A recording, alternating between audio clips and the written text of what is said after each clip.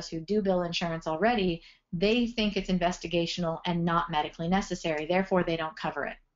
The same that goes for the appropriateness of testing and treatment. So as NDs, we have to keep that in mind. What is their definition? And keep that in mind with your charting. Explain what you're doing, why you're doing it, why is it necessary. Many of the times, this is completely implicit.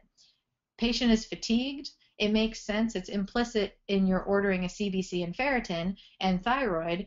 You're ordering those labs because they're fatigued and you're ruling out anemia and hypothyroidism.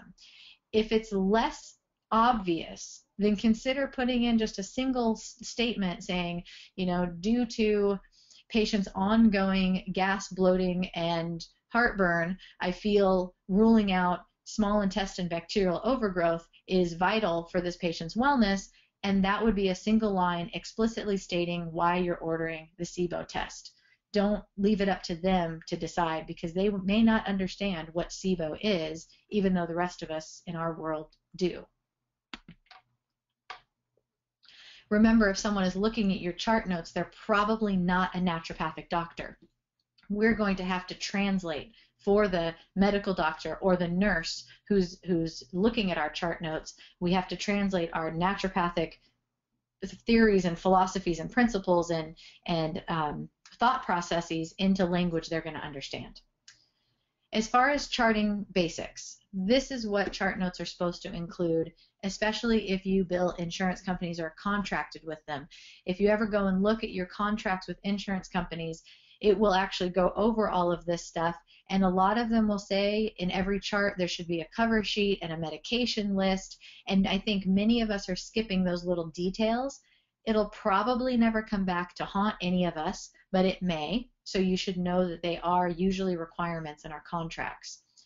Every chart note should be complete, i.e. you're not supposed to bill a visit until you've actually finished the chart note, because your billing is dependent upon your charting.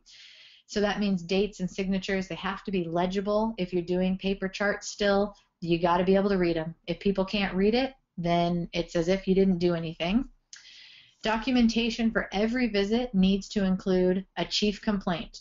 Technically, if you don't have a chief complaint listed, they don't have to pay you for that visit because it's a required element. This also goes for annual exams. So even though it's not a complaint, what needs to go in that chief complaint line is that they're here for their annual today, the reason that they came in.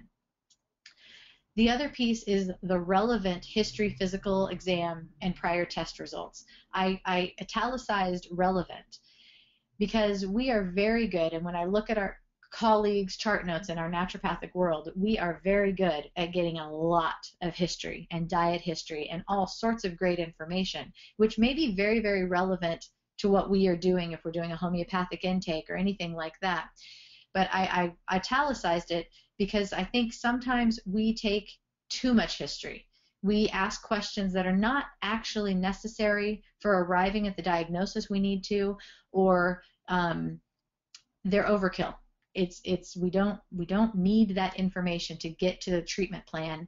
And as another doctor mentioned at the AANP convention, we typically spend a lot of time in history and physical, and then we spend the last 5 minutes of the visit trying to cram in all of our counseling and all of our treatment plan.